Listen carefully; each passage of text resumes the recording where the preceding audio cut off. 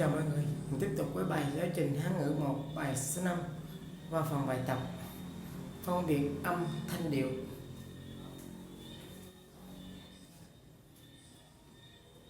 Bài tập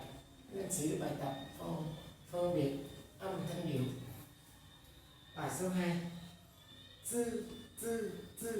mình bật hơi mình ha, chữ Z là bật hơi nè, dư CH cũng bật hơi luôn, sư này bật hơi luôn, sư lưa chơ sơ rơ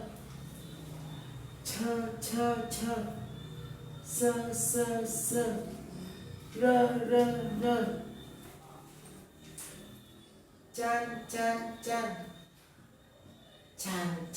chang sang rang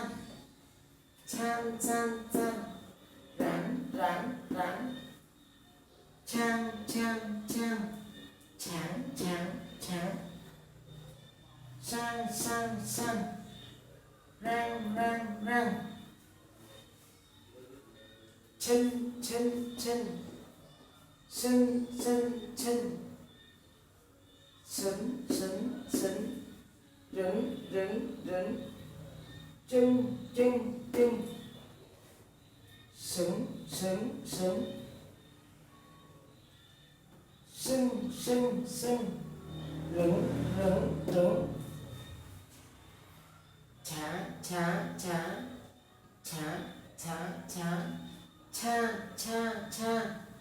chá sa sơ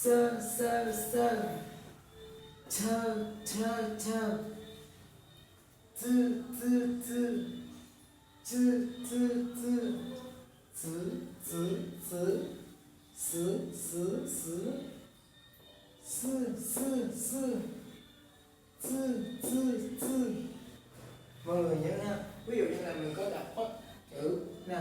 THH nè là bật hơi nè, sẽ có bật hơi, và những chữ này có hai chữ nè SH ZH là CH, hay là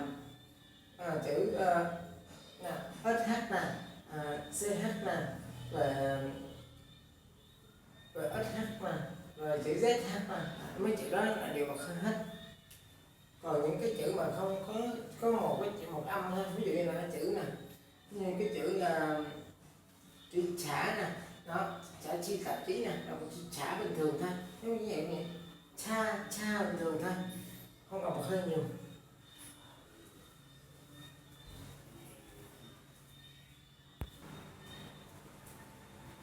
Tiếp theo là mình sẽ đọc qua phần 12.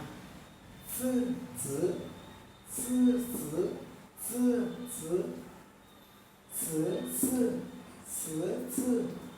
siêu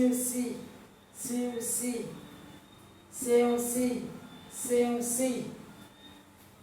chư tao xứ tao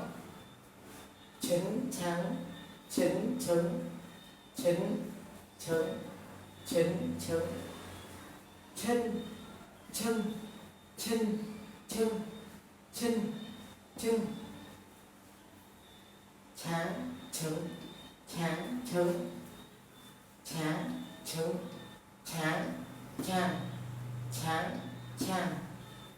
trung quẩn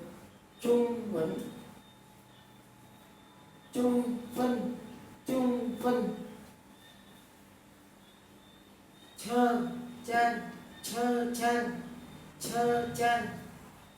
si sen chun then chiêu then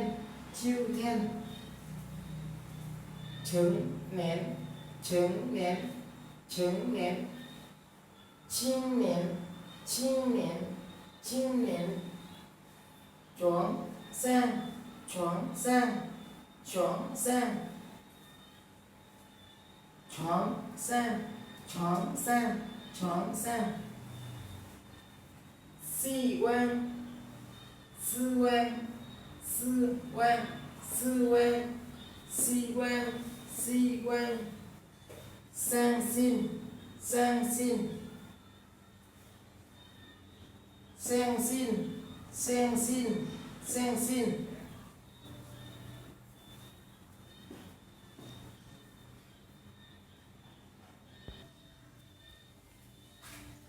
tiếp theo đây mình sẽ đọc cái phần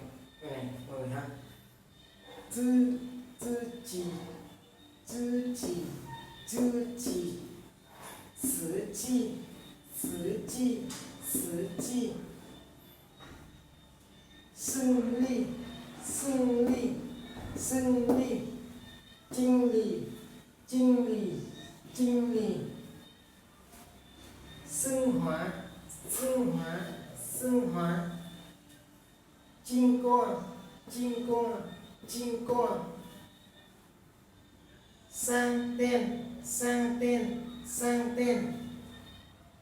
见面见面见面认识认识认识临时临时临时人力人力人力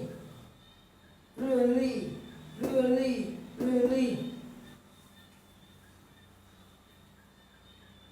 自己自己自己实际实际实际胜利胜利胜利经理经理经理升华升华升华经过经过经过商店商店商店见面见面见面认识认识认识临时临时临时人力人力人力热力热力热力Xin chào mọi người. Hôm nay buổi học này đã kết thúc. Xin chào mọi người và hẹn mọi người xem tiếp video tiếp theo. Xin chào tạm biệt mọi người.